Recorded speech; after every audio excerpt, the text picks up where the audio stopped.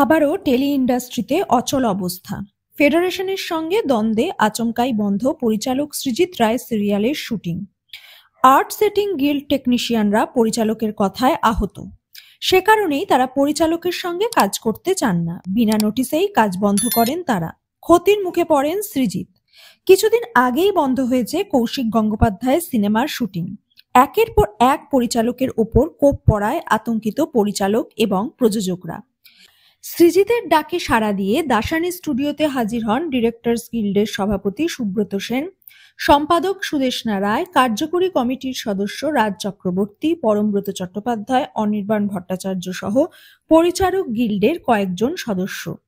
তাদের সকলেরই প্রশ্ন, দোষটা কোথায়? তারা তো একই পরিবারের সদস্য। তাহলে সংসারে ঠোকাঠুকি লাগলে কেন বসে আলোচনা করে সমস্যা মেটানো হচ্ছে না?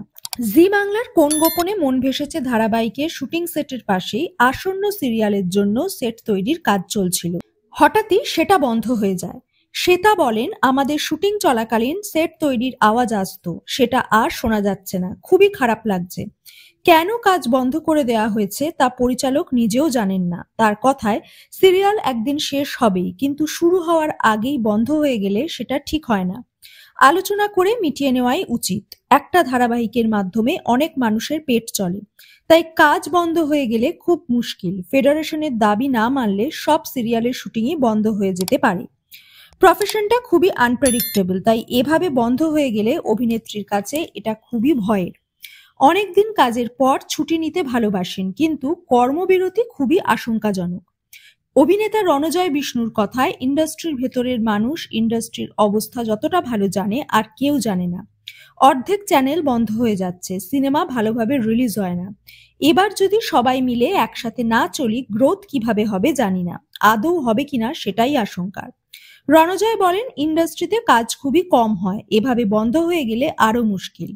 আমরা এই একটাই কাজ করি, সৃজিত দাস সেটটা তৈরি হচ্ছে, কেন বন্ধ হলো সেটা জানি না। তবে আমরা সবাই গ্রোথ চাই, তাই এই সমস্যাগুলো বন্ধ হোক। ইউনিটি থাকলে সমস্যার সমাধান হওয়া খুব সহজ।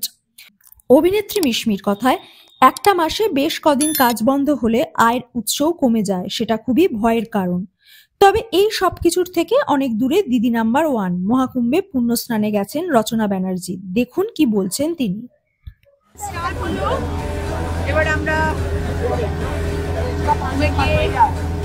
দর্শনা হয়ে তারপরে আমরা দর্শনে বেরোবো। আজকে ভক্ত নেই ব্যাখ্যা করা যে অনুভূতি, কেমন অনুভূতিটা, যে এখানে আসবে, যে এই সংগমে স্নান করবে, তবেই তারা বুঝতে পারবে।